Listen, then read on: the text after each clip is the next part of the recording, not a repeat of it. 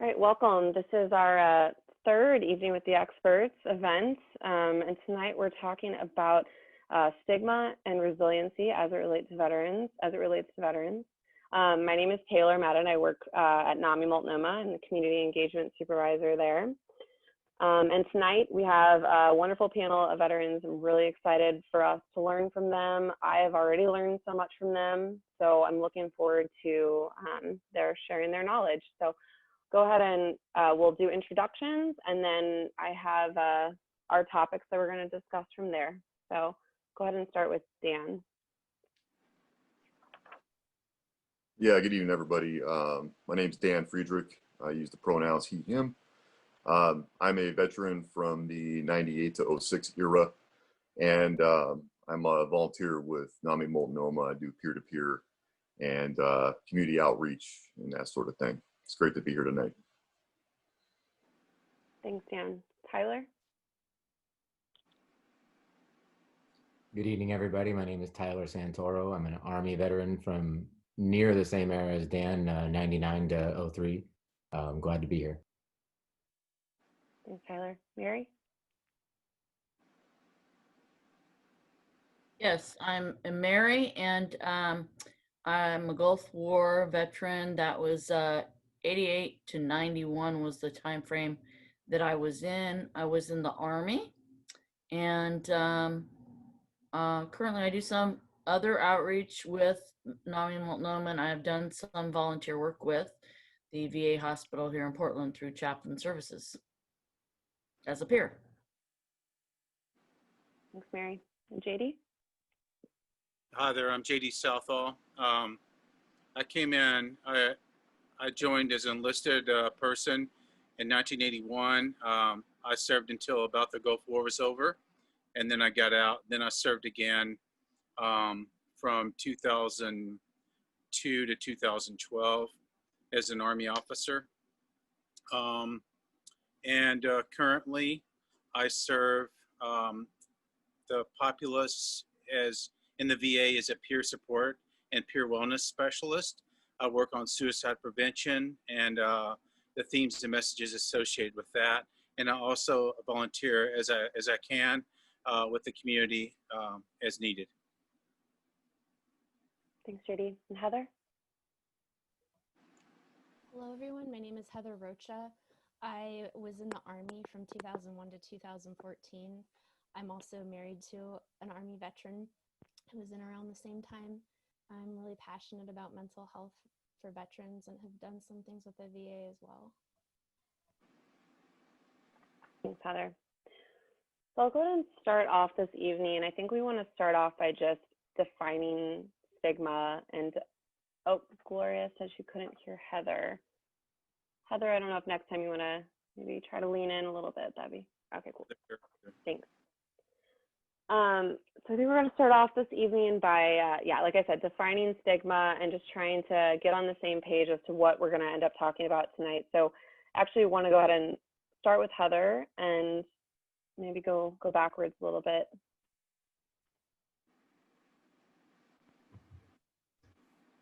Okay. Can you hear me now? Much better. Yeah.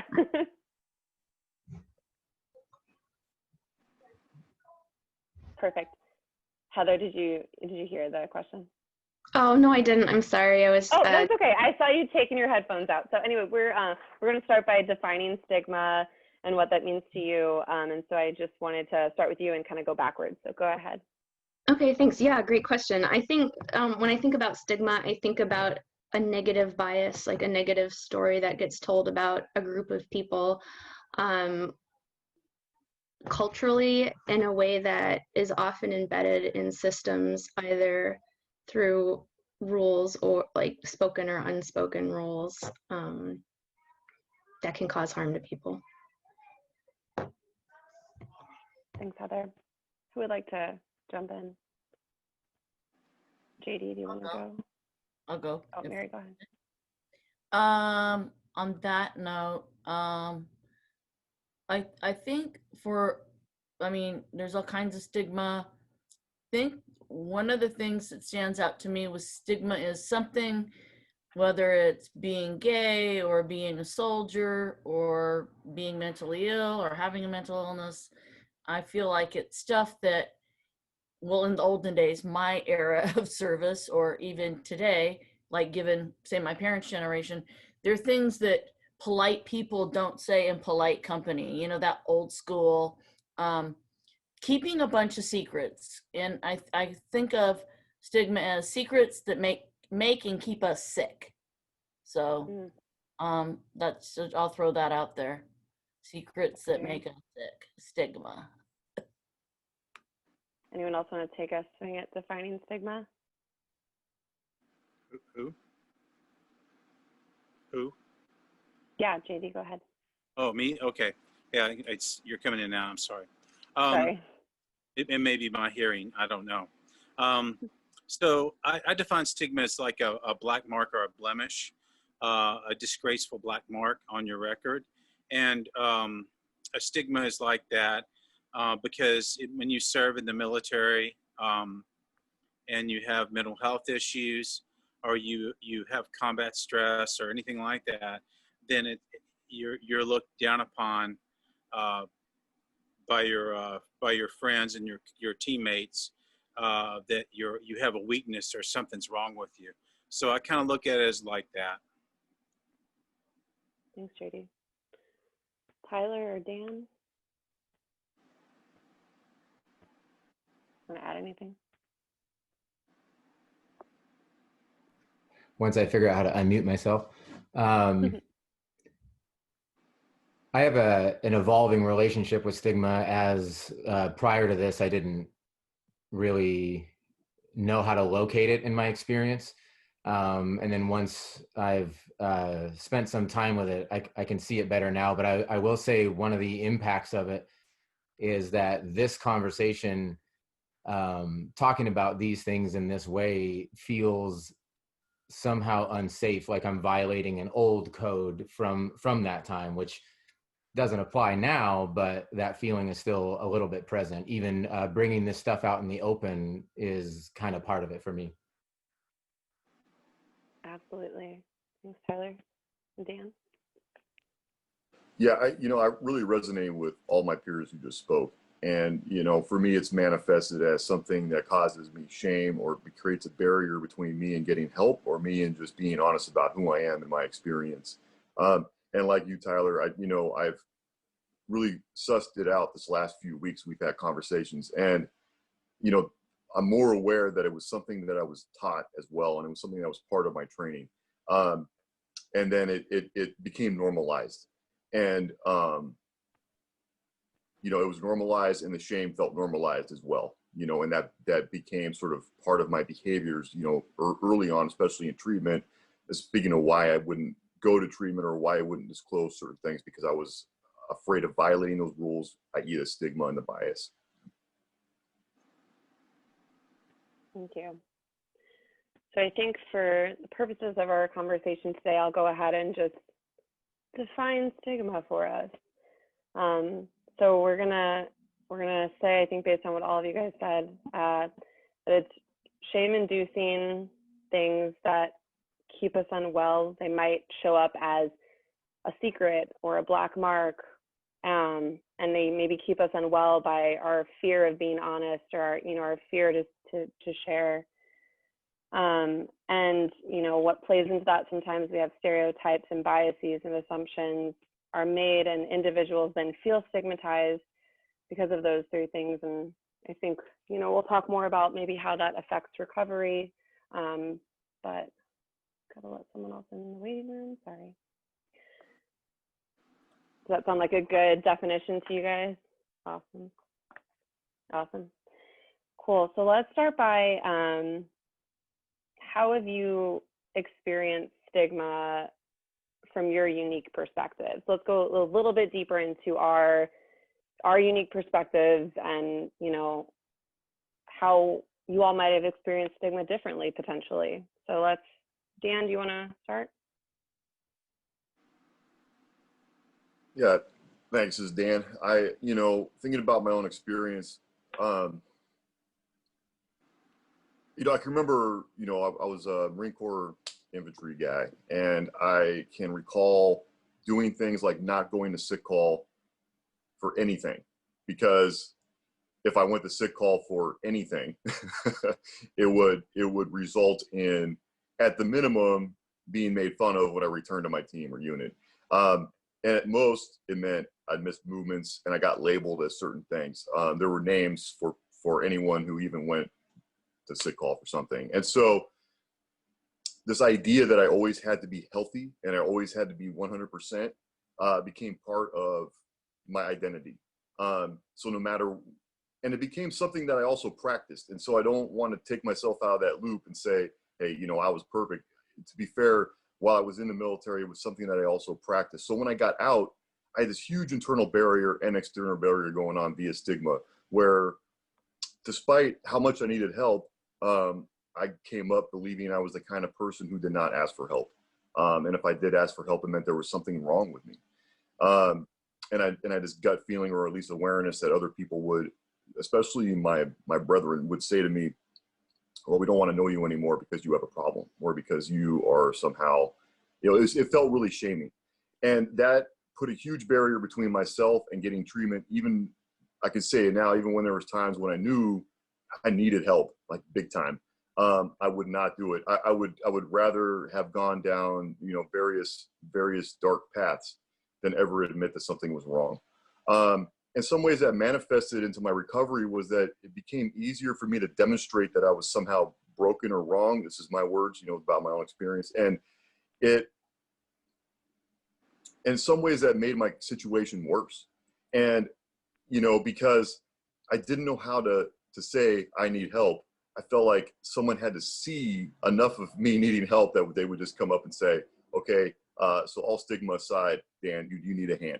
And, you know, that's how it really manifested for me, was just this enormous barrier that until, I mean, the last couple of years, perhaps, maybe especially this week, I wasn't fully conscious of, at least not at the depth that I am now. And because it was something that I not only saw, experienced, but something I practiced and preached also in my past. And so there was also the shame of admitting that I'd been part of a stigma, you know, at the flip side of that. And of course, now it feels very relieving letting that go and changing. But that took me, in my own journey, 15 something years to get to.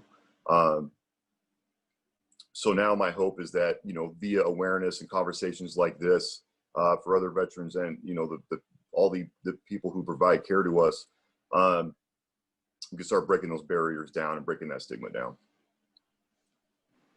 Understand. Powerful.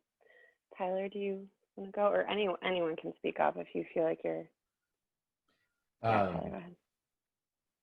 Like Dan, I have memories going back to not going to sick call, like 6-7 days into a fever. But when you do, I remember doing runs just like in my unit, and when you see somebody who's coming back from sick call or going to sick call, the cadence that you call was like, don't want to be like this guy. He's a fallout. He's weak. He's not strong like me. And you're singing like this in front of the person who has a full leg cast and like crutches. So it's not even really that rational. But my personal experience with stigma, it's taken me a long time to identify it. And I think it was hidden in a lot of ways by sort of the institutionalization that the military kind of has to do to maintain its organizational cohesiveness. And in terms of institutions in a society, it's the second strongest example of a total institution after prison, and then maybe before the police force. So in that sense, anything that was just asking for help or seeking treatment, having to show something that was deficient, that was non-functional, that I just couldn't seem to figure out on my own, went against that institutionalization, where it's like this is the ultimate weakness, where you're going to put yourself out there and ask for help. And that vulnerability, as Dan mentioned, and really resonates with me, is it's a really unsafe feeling, and it's almost like you feel like it's going to be turned against you at some point. So you start to watch and manage how you're behaving, even when you're in front of somebody whose job it is to like help you. You're hiding things even in that point. So it's like, for me, it's been a long journey to vulnerability, to where I can say or speak to what my struggles are. Thanks, Tyler. And Mary, I see you nodding your head, so I want to go ahead and ask Mary the same question. Have you experienced stigma from your unique perspective? Well, gosh, I could go off on many, many, many different directions in terms of when I was in the military and just in my life. In my life, and part of some of the work that I do now around stigma, for me, when I was in the service, I identified as bisexual. Now, that was something you didn't say, period, or you get kicked out. I later in life after the service, interestingly enough, I really don't care what people think about my sexuality. However, so all these years, 30 years being out of the service, interestingly enough, there's that holdover of the institutional stuff from the service. The VA is absolutely the only place among my peers that I would be closeted. And I only tiptoed into I would make friends and support groups at the VA part of my own psychological recovery, like in these areas that were supposed to be a safe space.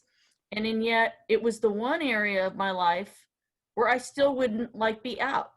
Where for 30 years, my professional life, my social life, I didn't go marching with the sign, hey, I'm LGBT, but it's not a secret. I just didn't offer that information up in as a person in the VA. I think that when I would go up to get services at the VA, I think part of my psyche just shriveled back into being in the service and being just afraid. And the stigma in the service had real consequences. It had consequences that you would get kicked out, you would lose your job. In society, and as I've been out in the world, I think for me, how I feel stigma is, and I've told people is, people go, wow, you must be the black sheep in your family. Like you're in Southern Oregon and you have this LGBT identity. And I'm like, no, not really. That's just a big zero for me. But what I have felt is more my identity with my mental illness diagnosis. And that's something I'm more passionate about anything. And so I'll give other people the floor because I think it'll come up in other parts of the conversation. My particular diagnosis, I'm part of a NAMI program where we go tell people about it. But it kind of goes with that thing of when you say you're mentally ill,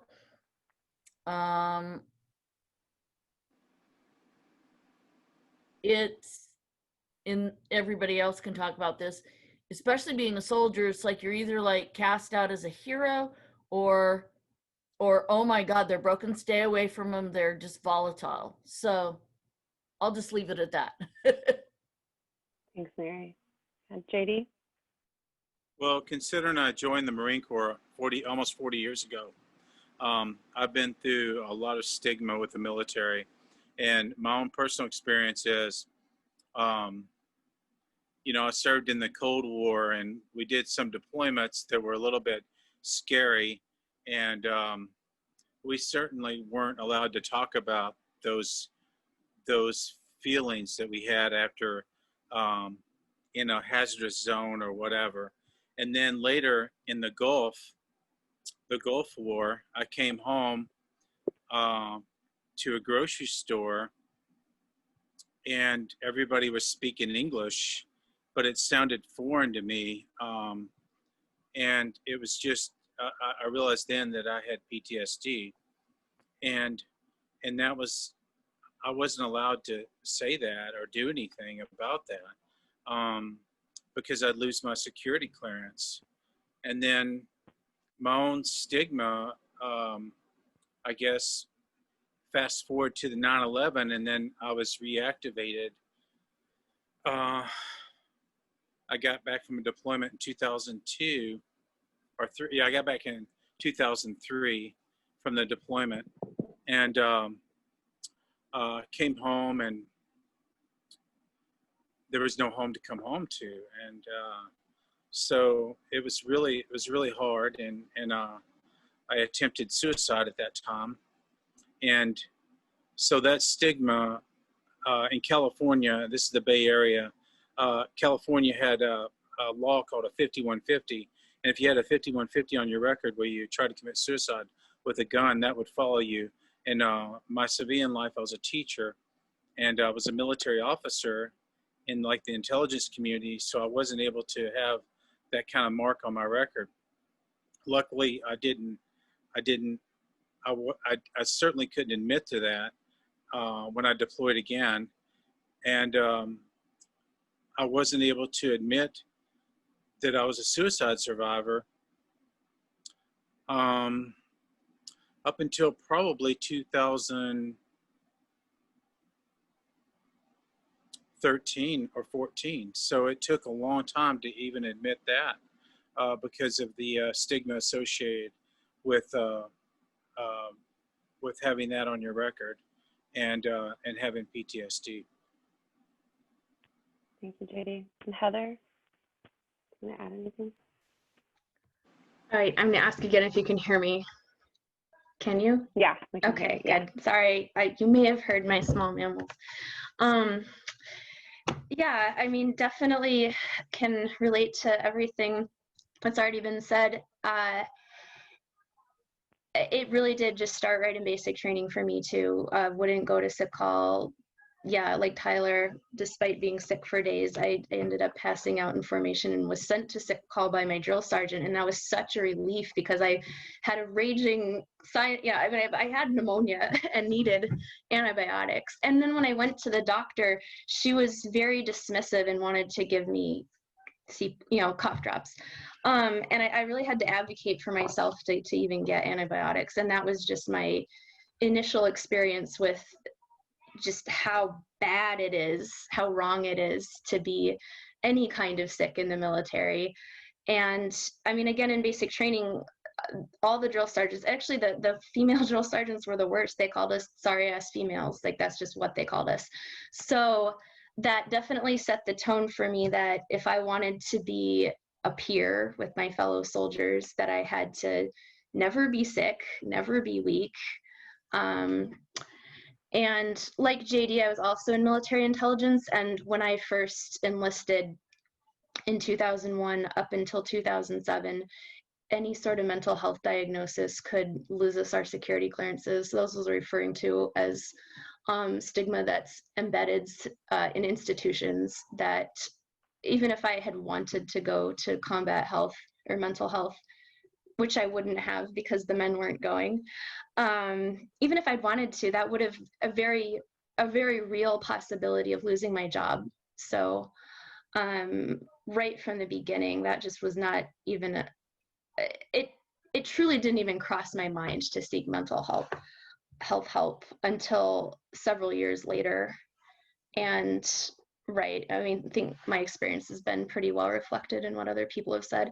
I did not go to the VA until a couple of years ago because of my own stigma and bias against the VA, that it's just going to be a good old boys club, that I'm just going to go and experience this kind of a bunch of guys who are more worthy of their PTSD than I am. I mean, I put PTSD on this kind of pedestal almost, not of this bad thing, but of this thing that I've never killed anyone, so I'm not worthy of it, So there's just this real self-blame and that sense of not really taking my own symptoms real seriously.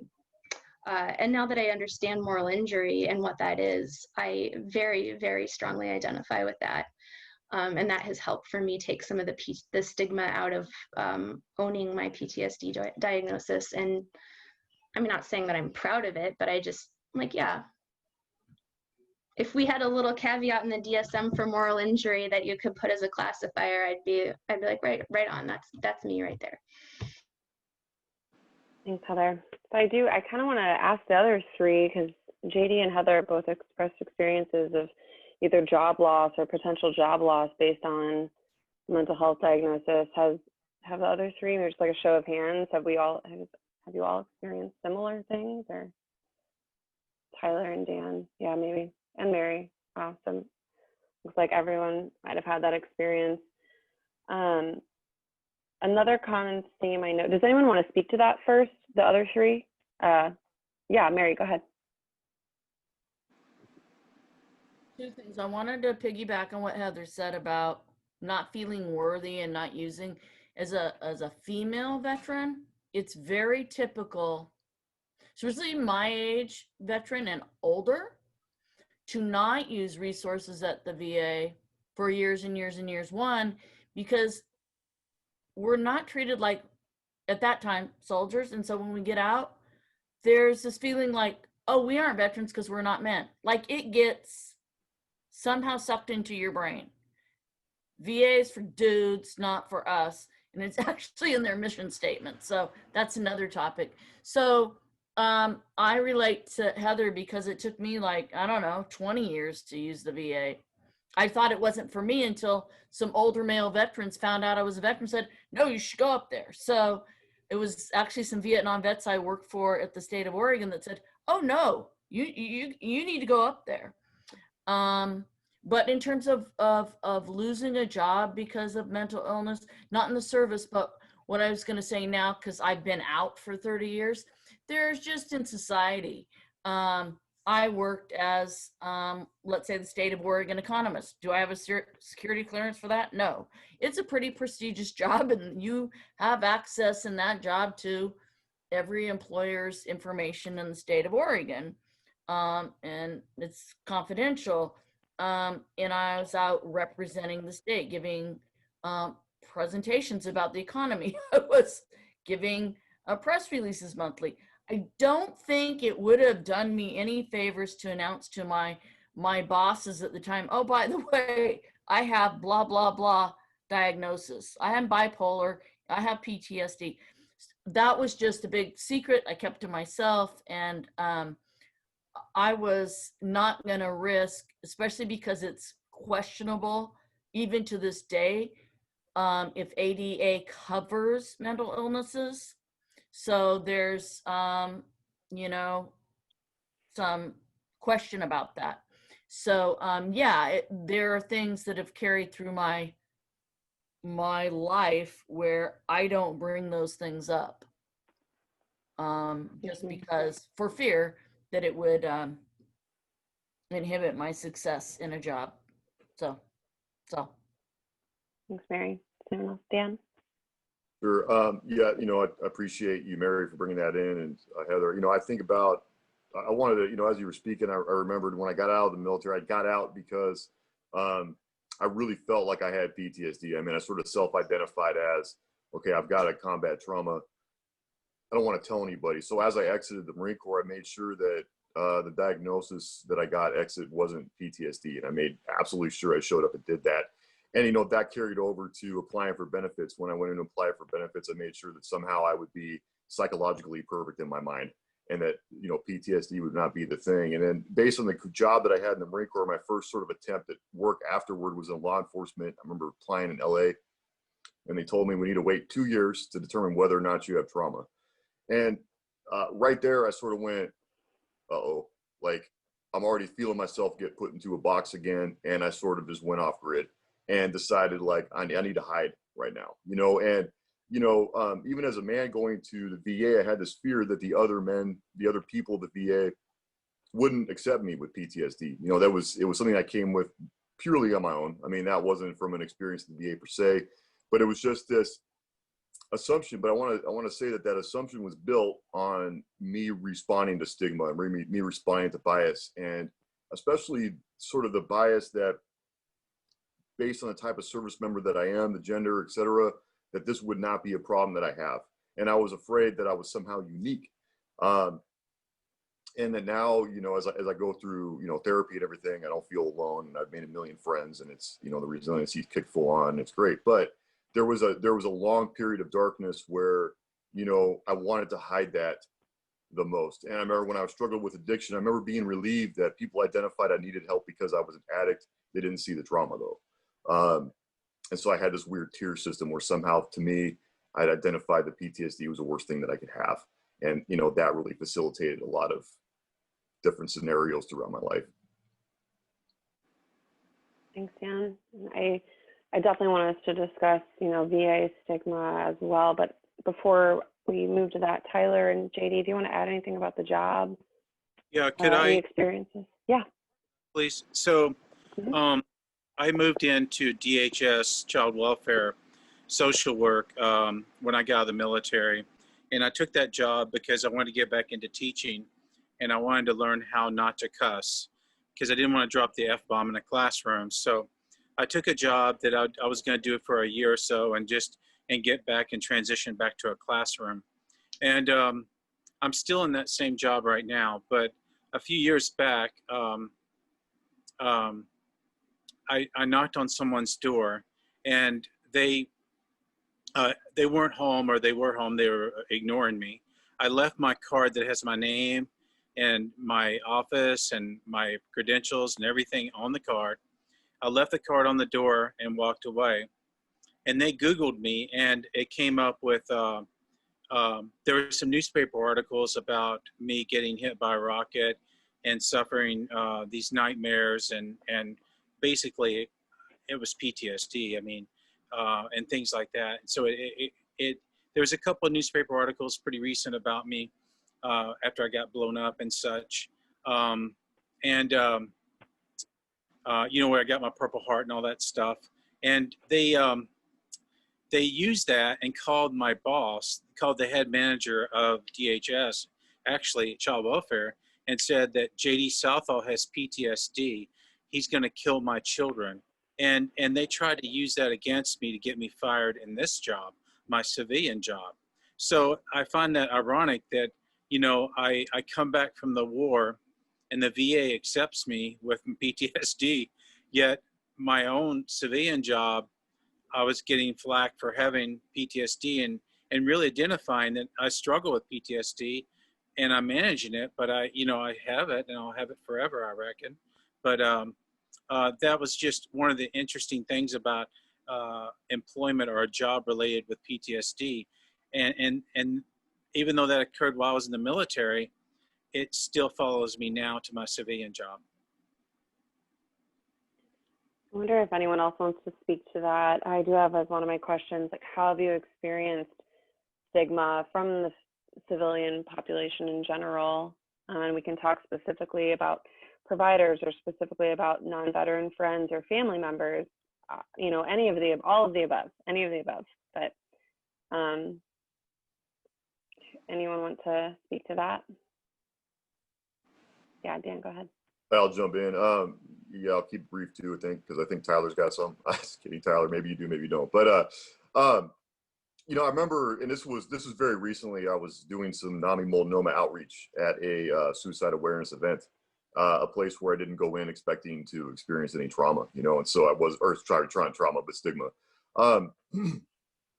So I'm sitting there at our table, and individual walks up to me and says, you know, we're talking and everything. I'm talking about being a peer support specialist, you know, and using my, you know, lived experience, that kind of stuff.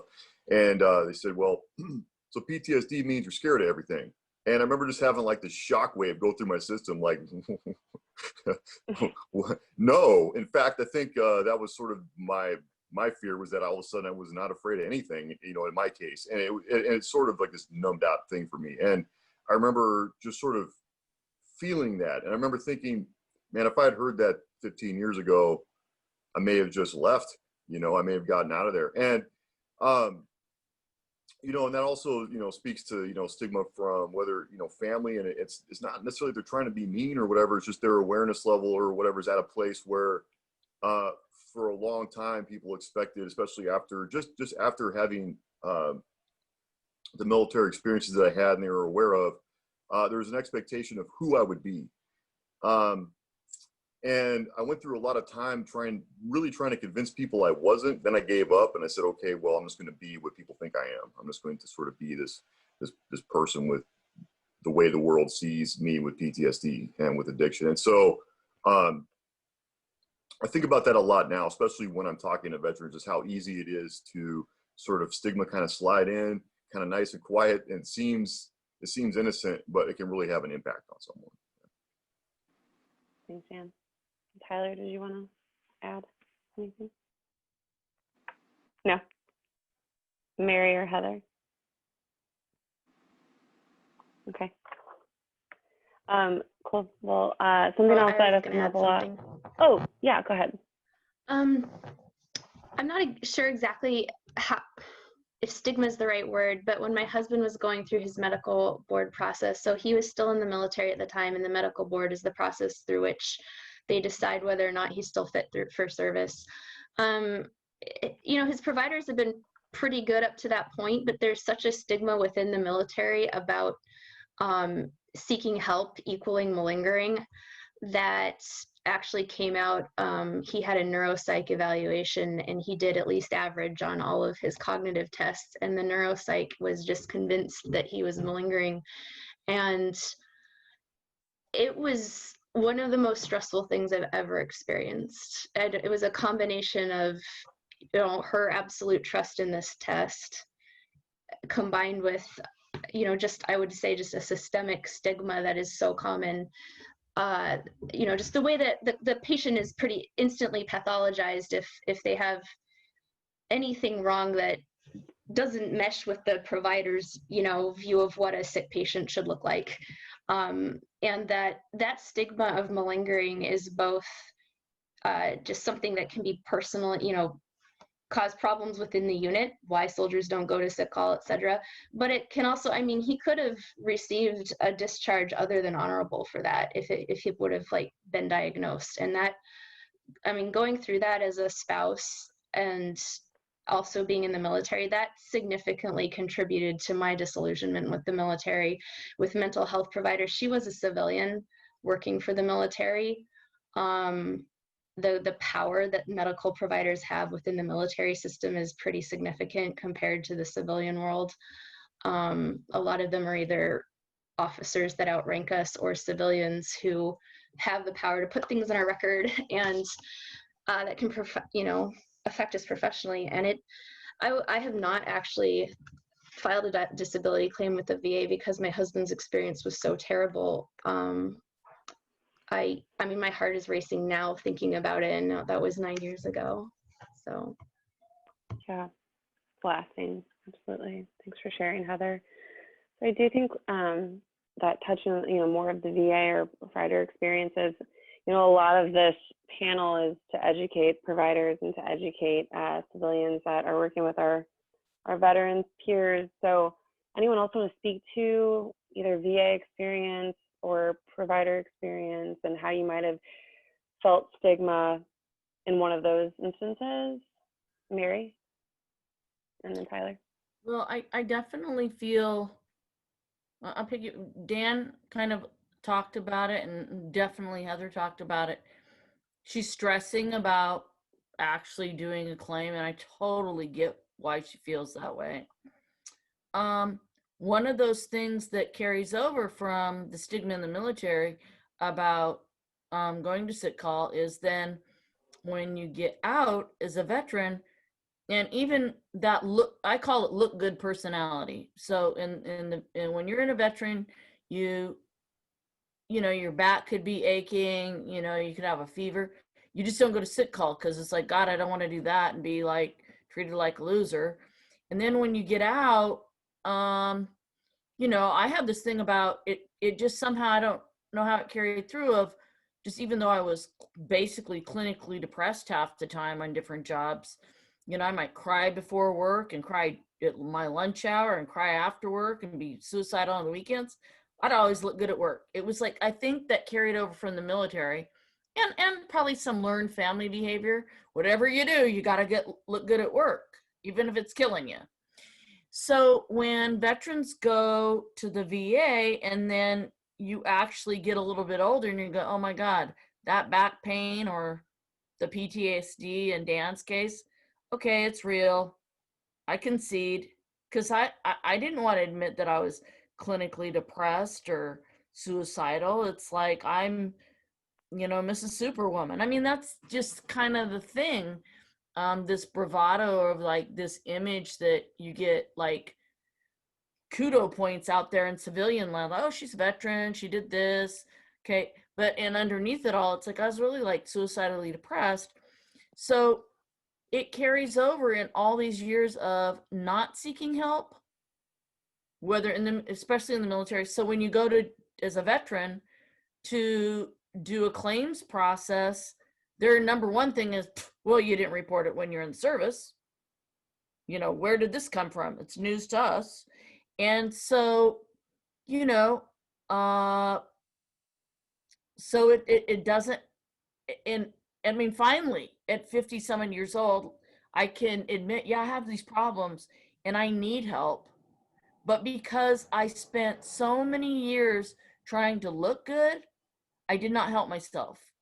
An example is the first time I went to do a claims process for military sexual trauma, I didn't win. And so when I did it the second time, 7 years later, I mean, the interview was demoralizing. That's a whole other story on the first one.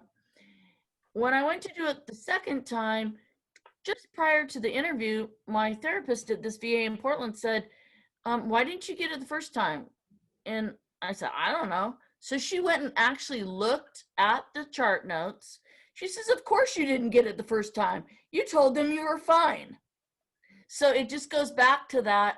I was so set in that, gotta look good, that that shows how much stigma can be ingrained in us and seduce us into thinking we're telling the truth.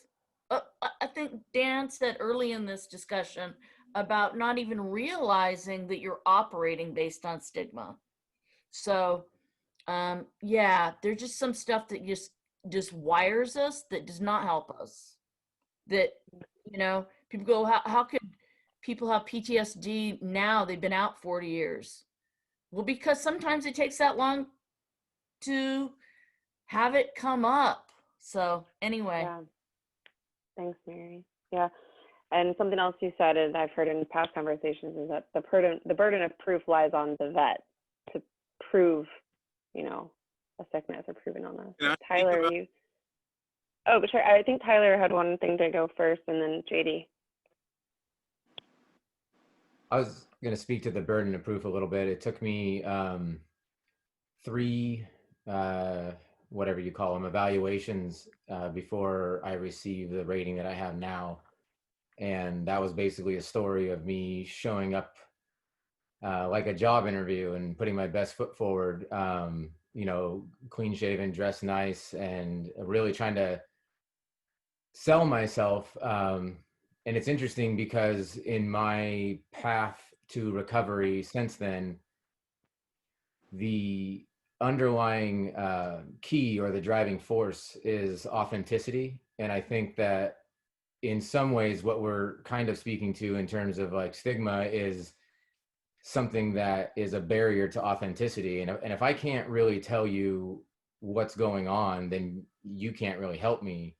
And the very first attempt to find out if there was anything going on was a month before leaving Iraq. They had a chaplain speak to us for an hour, and then we went into a room one at a time and filled out a mental health screening questionnaire that asked questions about, if I had crying spells, nightmares, all kinds of things. And it's like, it was really interesting because I remember reading it and then just checking no on everything, didn't really hesitate on that.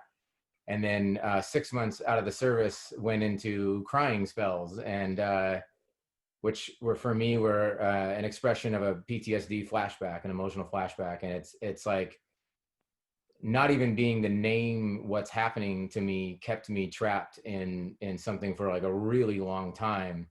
Yeah, that's what I'll say about that. Yeah, thanks, Tyler.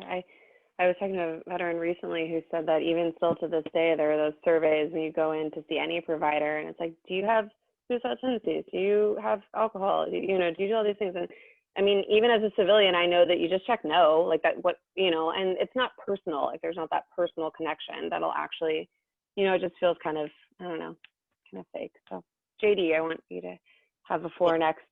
Things I'd like to piggyback on what Tyler said about checking that going to that meeting and then going to see somebody and fill out a form. The person I was seeing was some master's student doing his internship. He was about 13 years old, and he was asking me about combat trauma and who had an experience. He's not even in the military, and it was uncanny. And quite frankly, I want to get to Starbucks. I mean, I just got back from Iraq or Afghanistan or whichever, or both. And then I don't care about being here with this fellow and answering these questions. I just want to get to Starbucks and I'll be okay. Or whatever, Burgerville and, whatever, I just want to get the heck out of there.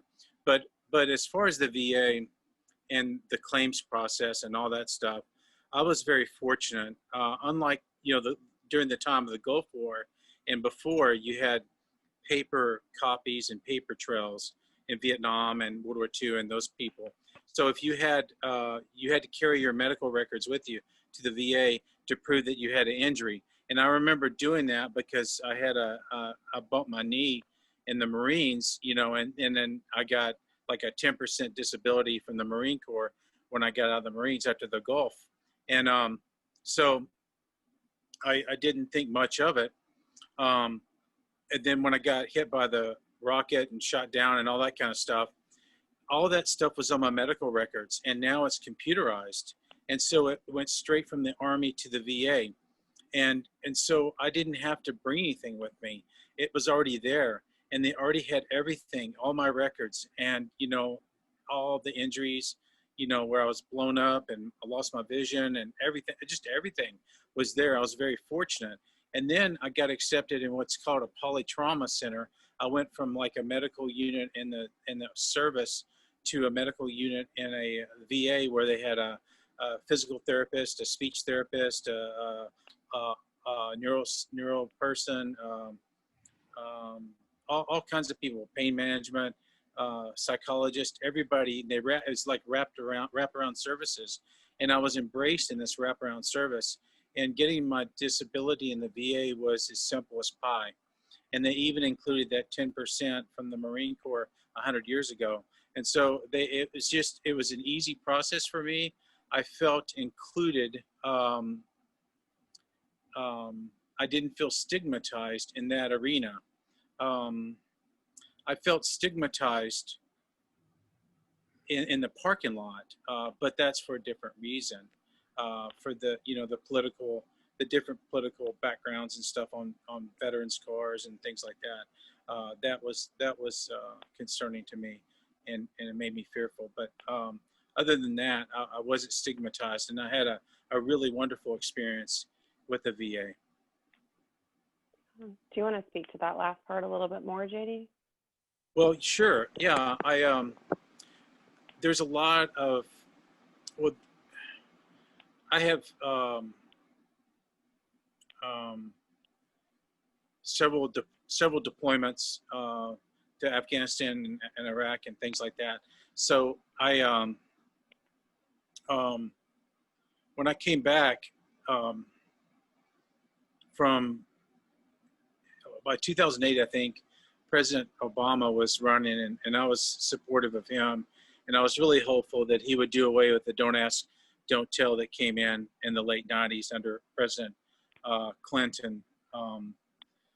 And because I identify as a queer, it's scary to go in the VA. You see a Bush Cheney sticker or a Trump Pence sticker, and it's scary to see those bumper stickers or you go to a group meeting and you're scared to identify. And how Mary and I met was in a group meeting, really, and we identified, and that was that's how we kind of became really good friends. So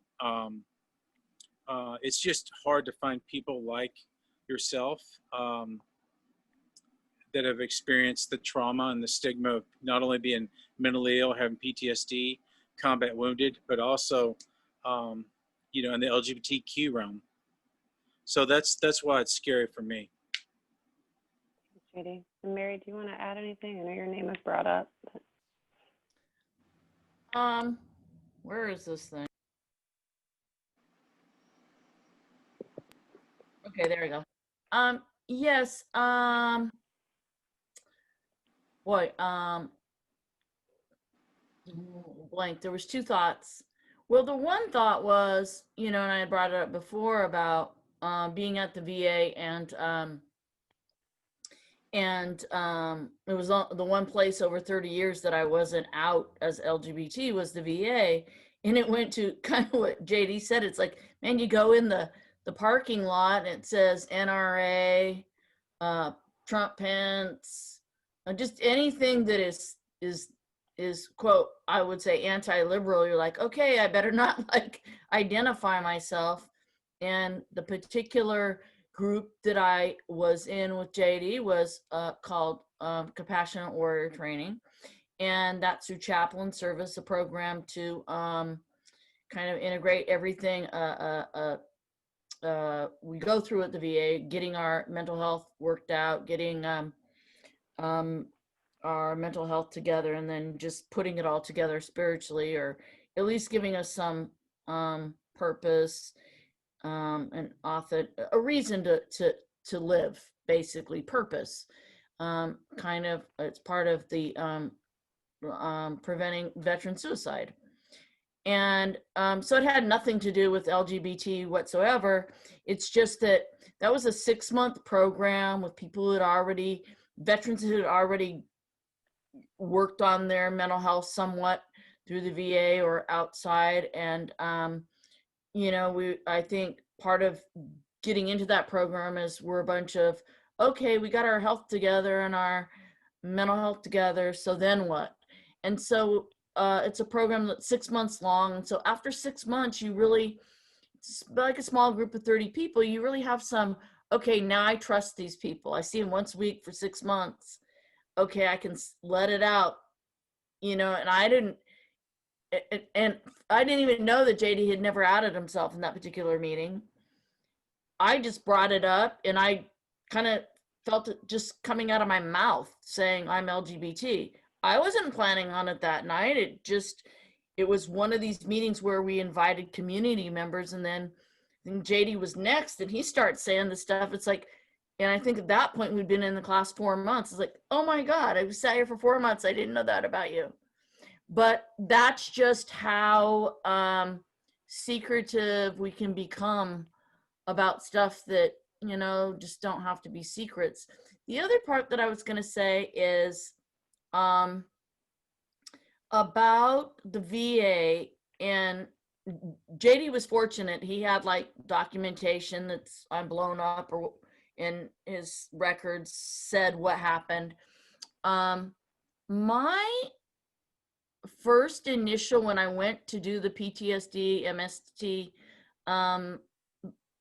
thing, was the one where I said I was fine. But even before I said I was fine, the evaluator started like rapid fire questioning me, like, how do I know you were in a combat zone? Where's your evidence? And I think this speaks to being a woman in the military to this day, is that, you know, no, I wasn't out there with a gun on the front line shooting people. But the thing is, in the Gulf War, any combat theater where you're deployed, like to Afghanistan or Iraq, you're in a position where you can die.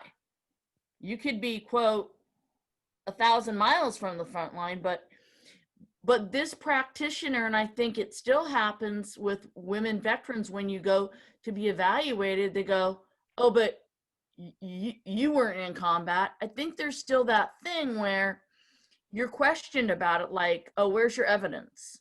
Now, the second time I went, they could look at the person was more astute, and I told them where is that, and they weren't doing that kind of, will prove that you were in danger.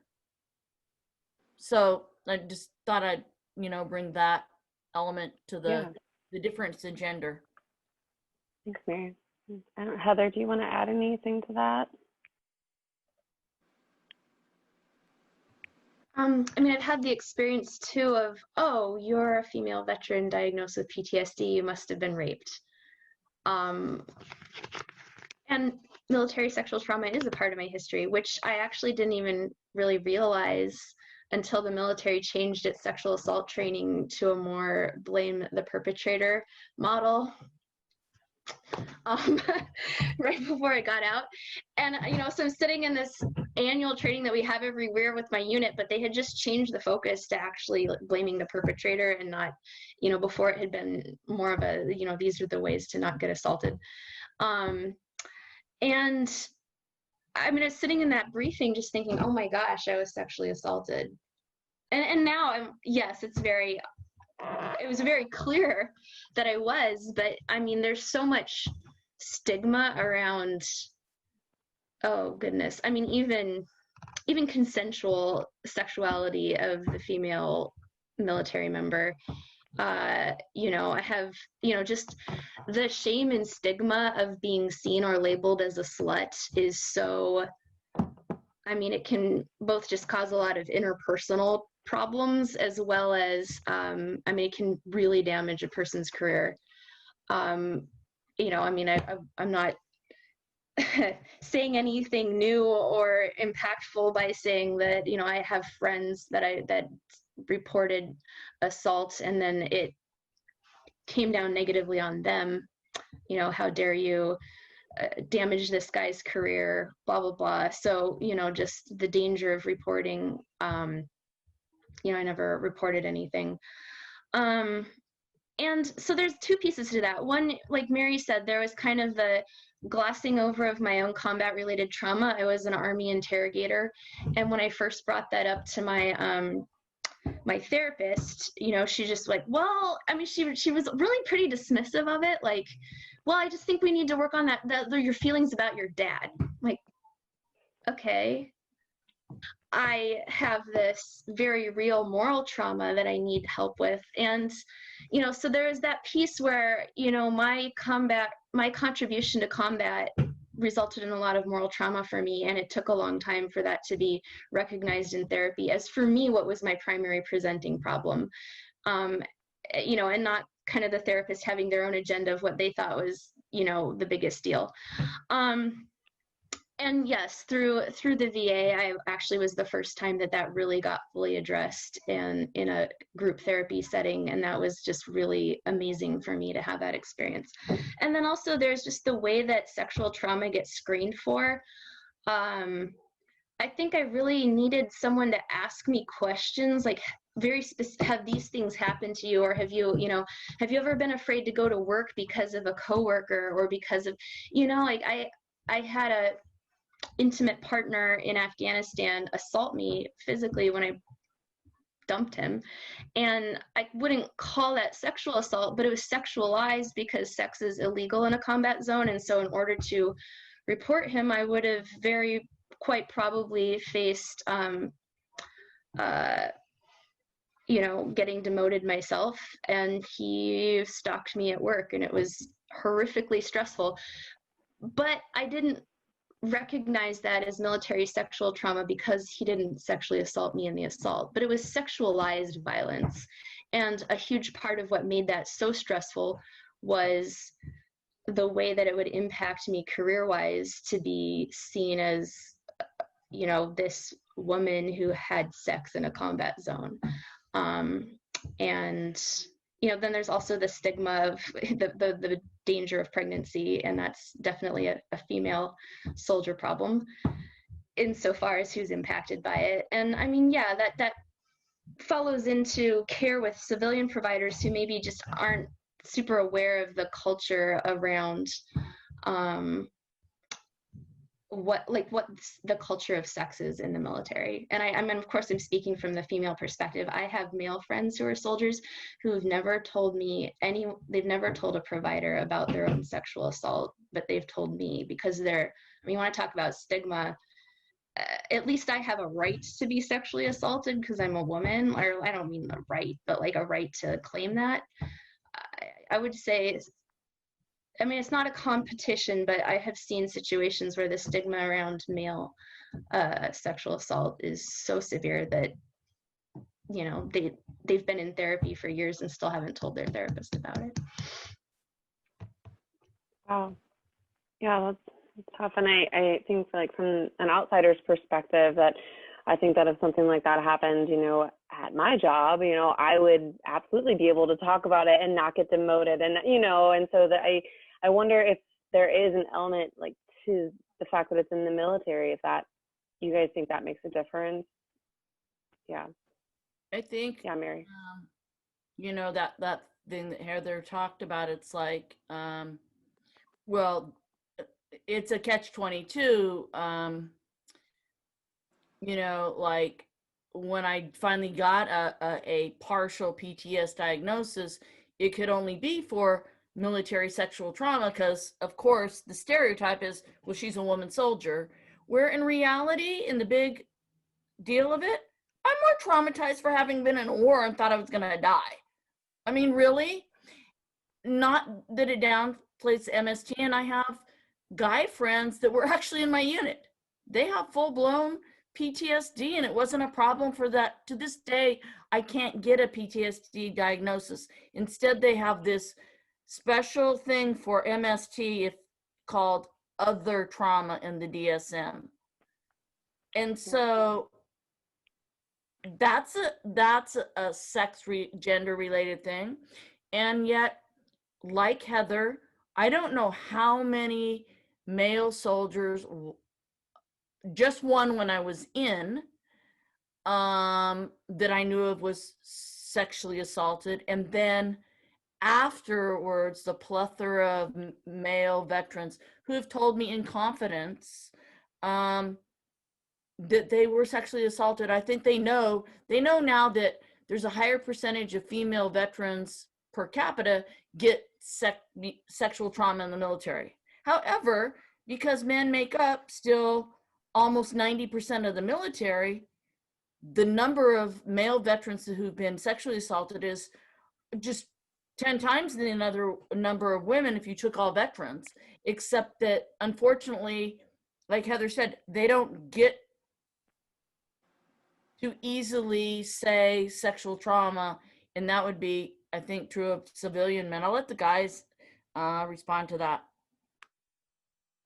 Yeah, I think that, does anyone want to speak after Mary? Well, as a young Marine, as a 17, 18-year-old young Marine in San Diego, California, or Camp Pendleton, California,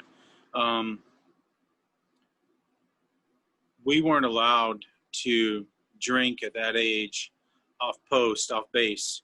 So if you went off, and I didn't drink at all, but if you wanted to go to a dance hall, you'd have to go to under 21 club. And then those under 21 clubs are very limited. And if so, they were mostly, or many of those were LGBTQ friendly under 21 clubs. And then you get associated with being a Marine, and you get seen, or your car is seen near one of those clubs. And then you come back to base, and people try to out you. You know, they try to provoke you into admitting that you might be gay or something, and or they try to pretend like they like you to out you, and offer, or ask you to do something. And it wasn't it wasn't, it was sexualized, but it wasn't trauma. I didn't undergo any trauma until one night I was going to one of those clubs, and I was about 18, maybe 19 years old, and 3 Marines from another unit saw me there, and they confronted me, and then they bashed my jaw in with a metal bar. And then while the other 2 held me, the one guy hit me with the metal bar across my face several times, destroying my upper and lower mandibles. And when I hit the deck, I was sitting down, sitting upright, and the guy with the club kicked me right in the jaw and broke the bottom part of the jaw.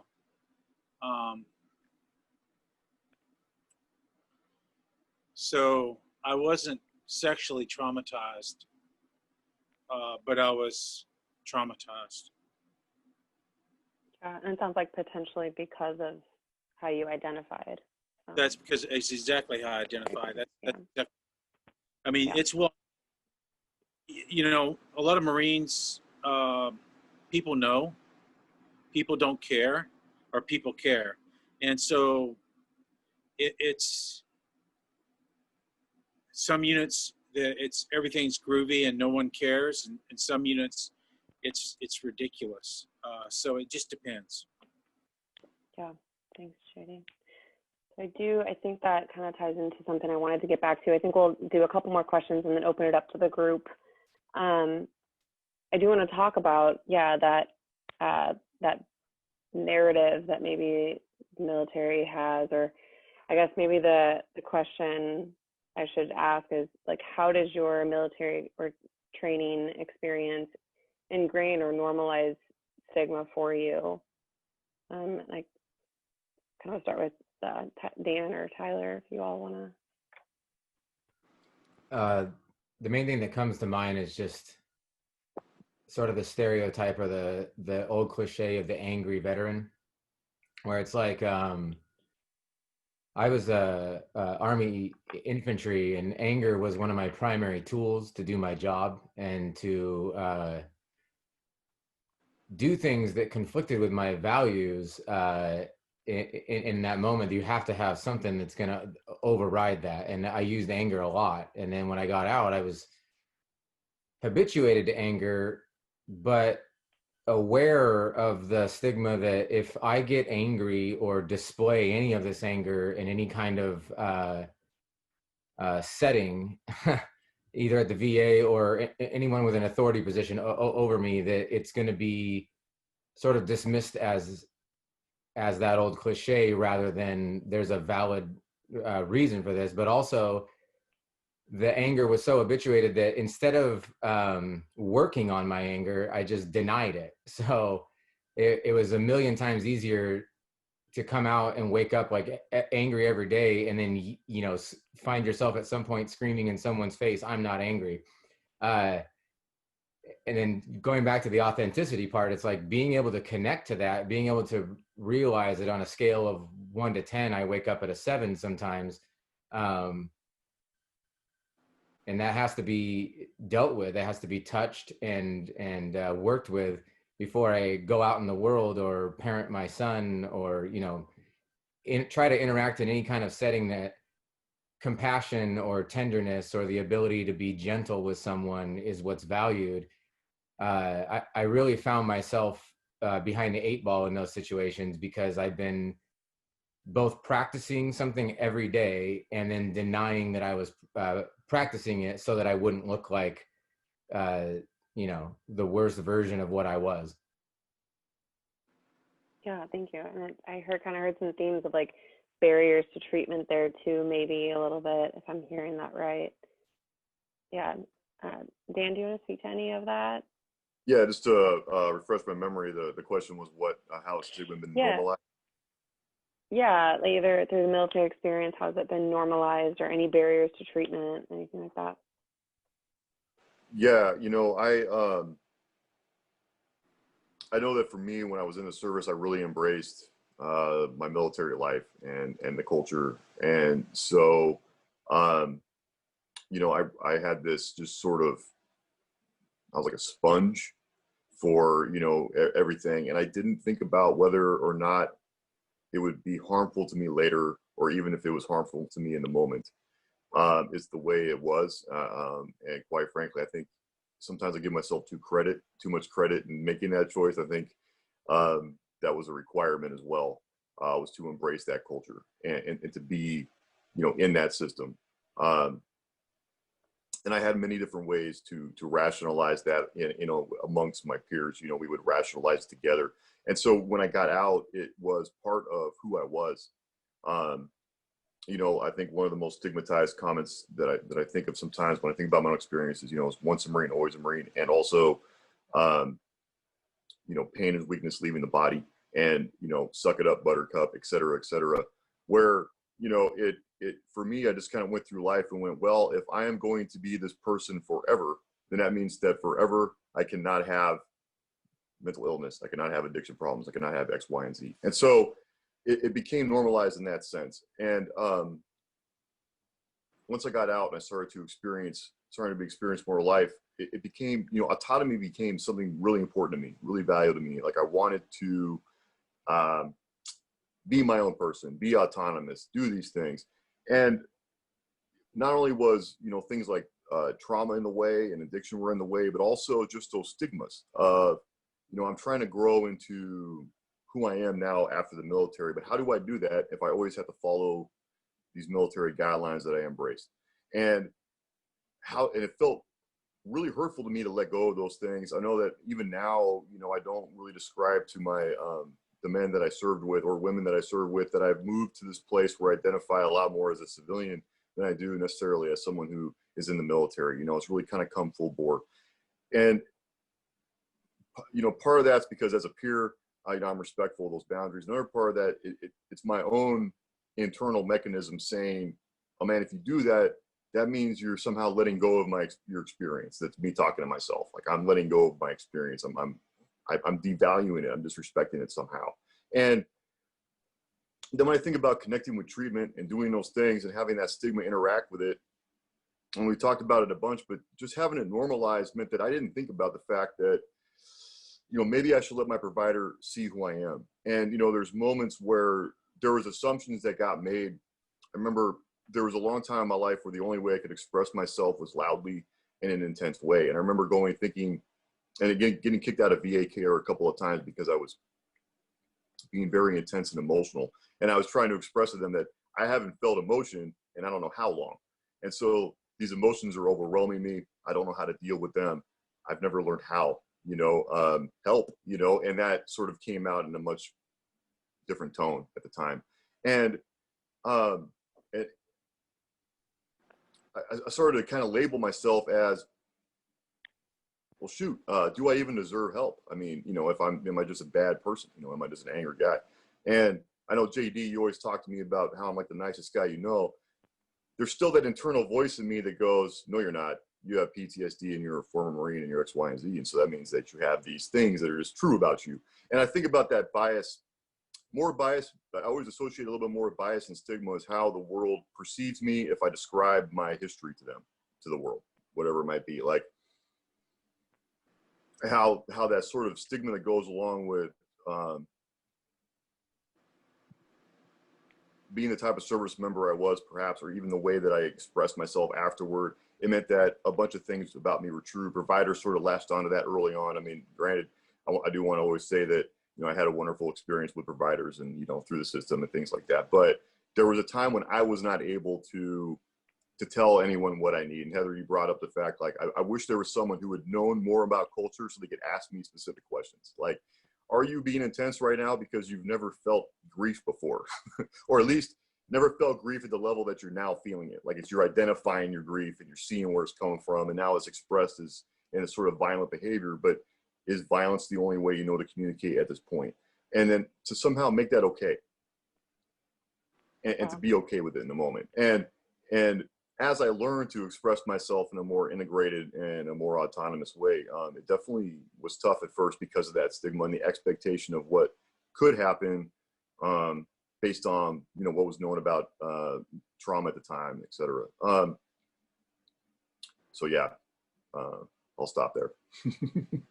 Thank Yeah, you. and that's a great point Anyone? with using Heather's idea of those questions, because for me that would have been a good screening question. Would have been, in what manner do you grieve, or what's your experience with grief? And I wouldn't have had any clue or any way to answer it, and that would have been like the first indication that we're sending somebody out into the population with like you know, a mountain of ungrieved grief, and how is that going to present itself in his behavior sooner or later at some point when he doesn't even know what to call it. So Thanks. Okay. I want to go down the line, and then we'll probably open it up to the group. But my question for everyone is, if you want to add anything to the military experience ingraining stigma.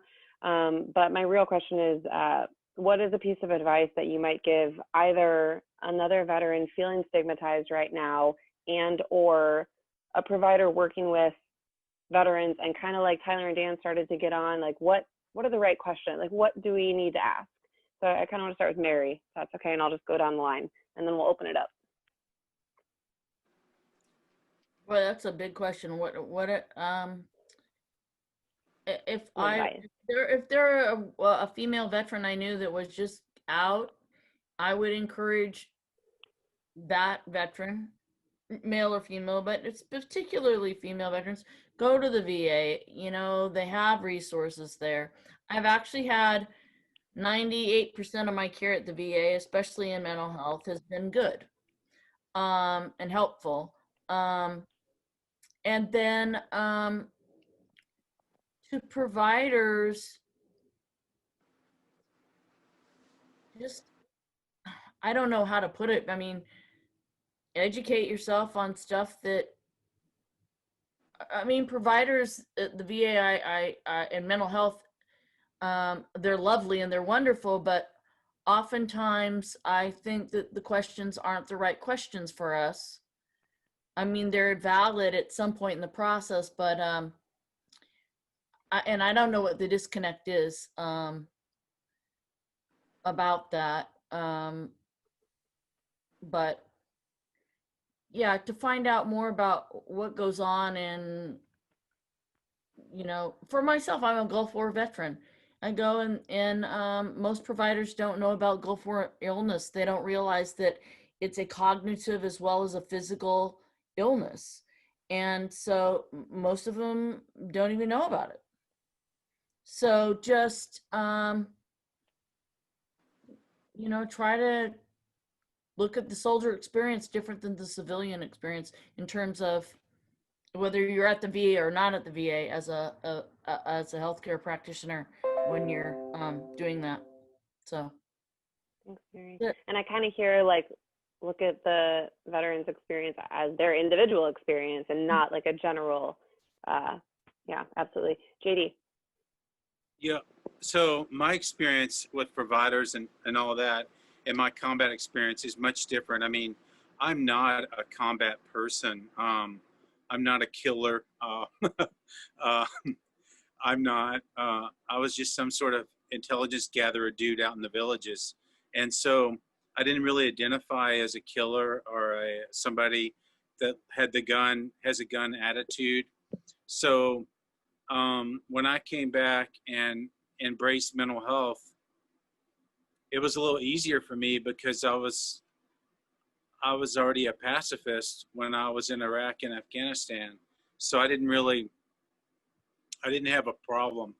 Again, I must be a freak or something, but I don't have any issues with any of the providers. They treated me, and like Mary said, they're lovely. I mean, they're just lovely people, and they've treated me with respect and dignity and honor. And the only thing that made my therapist eyeballs bulge out was when I said that I was a suicide survivor, and I sought care through the VA at Palo Alto, and she had to research my records from 2003, and lo and behold, she found them. But that wasn't because, I guess, of the other deployments. And maybe that was before the VA had the computerized stuff, but that was on my record, but it wasn't in my record, if that makes sense. And so I think that every soldier, every Marine, every person that serves in the military is different, and their experience in combat or their experience in war is different. And I think that's the most important thing, because my experience and Dan's experience, even though we're similar, was completely different. And I think that is the most valuable thing for providers to know is I am not, I was not a combat arms guy. I did not do combat. That was not my thing. Thanks, JD. And Heather? Yeah, I just would love to segue from what JD said. That really, I don't even know how to put this, because I do identify it with a lot of the kind of combat trauma of identifying as a killer, even though I did not pull the trigger. As an interrogator, I made decisions, wrote reports that were directly responsible for people getting killed, as well as I felt a tremendous amount of responsibility for the combat units that I was supporting, that they would get good intel. And in some ways, I even feel morally responsible for them. Like, if they're going out and putting themselves in physical and moral harm's way based on a report that I wrote, then I feel a strong sense of responsibility to them, to give them the best report that I can. And how that applies to, I don't know what advice, but thoughts, I mean, things for providers that I'd like providers to know is that it's true that, I mean, there's definitely I don't know the pain of actually killing someone. And so that isn't a part of my PTSD. But I had a very real moral trauma. I got deployed as Abu Ghraib was breaking in the news. Yeah, anyway. And when I started wanting to talk to the therapist about that, I mean, I remember when I started talking to a therapist about my sense of moral culpability, I mean, I get now she was maybe doing some cognitive behavioral therapy, but I mean, it's like, oh, well, I mean, she essentially told me it was a cognitive distortion in whatever word she used for that, and that I did the best I could. And I just shut down. I didn't go back to her. And I understand what she was trying to accomplish. And that was something I needed to come to for myself and not have a provider tell me. And I really, really needed a provider to be able to allow me to explore my own sense of culpa. Yes, I was 21 years old. I was enculturated in this huge propaganda machine that tells me I'm a hero and I'm going to go off and help heroes fight bad guys. And I can have self-compassion. And at the end of the day, I still did things that violated my own values. And I also, not every veteran has moral injury. I don't, wouldn't automatically assume that either. But excuse me, sorry. I would have liked to have been able to explore that more with her. And I really had to advocate for myself with the next therapist to be like, look, I don't want an approach that essentially helps me to rationalize away my feelings. I want to do something that involves like my sense of need to make amends in some way.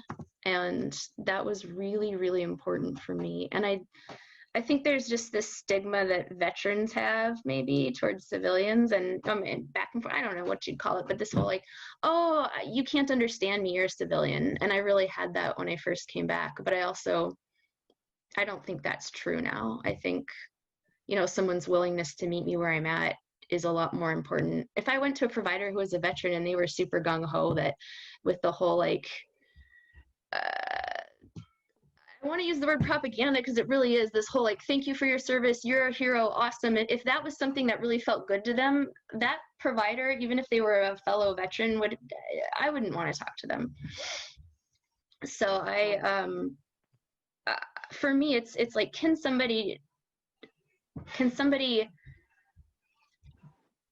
for me personally, hold space for the moral injury part of it, which I think, therapy being a fairly secular profession, for me, there's like a sense of a spiritual wound, which isn't even necessarily religious. that I really only actually found the real space for that at the VA, which was a very pleasant surprise. Thanks, Heather. Yes, I'm hearing moral injury, and I know a lot of you were in our presentation last week on moral injury, but it's recorded if anyone wants to learn more about moral injury on our website. And also, I heard like advocating. So advice for the veteran is maybe like advocating for yourself, which I think is really powerful. So I wanted to point that out as well. And Tyler, why don't you go next? Thanks. When it comes to advice, I don't really know what to say. From my own experience, I would just say that I was hiding in a lot of different ways. So I guess, as Heather mentioned, moral injury was a huge aspect of it for me. And I'm an atheist, and I suffered a pretty severe spiritual wound in Iraq, and really didn't have any way to put a name to it until much, much later. And all I knew how to do was hide whatever it was that was hurt that I couldn't name. So the best I can come to giving it some kind of advice would be that holding the sort of space for someone to come out of hiding, and maybe working from the assumption, not in a interrogative way or an accusatory way, but just that there is always something that's going to be hidden. I experienced a lot of combat, and I never killed anyone, and I kept that a secret for fear that I would be judged as deficient in my job as an infantryman. So I had like shame at not doing something like that, and now I still feel some of the shame, but I'm more grateful than anything that wasn't my experience. So I don't know. That's something I've never told a provider. That came out in a completely different context. And so it's, maybe I'll call her up, but I think she retired. So we'll worry about that another time. So thank you. Absolutely. Thanks, Tyler. And Dan, we're going to finish it up and then we'll open it up to the room. Yeah, right, Tyler. I don't have any advice either per se, but I do. The advocacy, and then also thinking about providers that understand military culture and veteran culture is super important. So I think what helped me the most in my recovery was when I stumbled across a peer support specialist who was able to help me understand that, hey, I can change my provider at the VA if I like to without giving the VA a reason. I can just say I want to try somebody different. And also having a peer support specialist there to advocate for me in moments when I could not describe what I was experiencing, and the peer could tell my provider, this is what's going on. Of course, with permissions and all that, but it was really helpful for me to know that in those early stages of recovery, when I was afraid of stigma, when I was afraid of PTSD, when all these things were going on, that I had a peer support specialist in my corner. That's why I got into the work myself. The peer support specialist in my corner that could say, I could relate to what I'm doing. And then they knew providers, and they'd worked with providers. And so they could sort of help recommend a direction, or at least give me the info to a provider. In best case, they were able to just help me describe, all the way from like going to the counter and helping me deal with the frustration of making my initial appointments. A lot of times my peer support specialist would talk to the counter for me sometimes, and things like that. Just little space. So I'd say that, if I could say anything from the heart, you're not alone. And, it's okay to find someone. It's preferable to find someone who understands military culture, especially when it comes to recovery, because it's so important. Yeah. Thank you, Dan. So I think I will probably stop recording here unless there are any other questions. And I just want to say that unless I hear otherwise from my panel, I might open it up to the group for Q&A. But I also want my panel to know that you are welcome to not answer any questions, or, log off, or, let me know and we'll chat separately. So we'll stop the recording.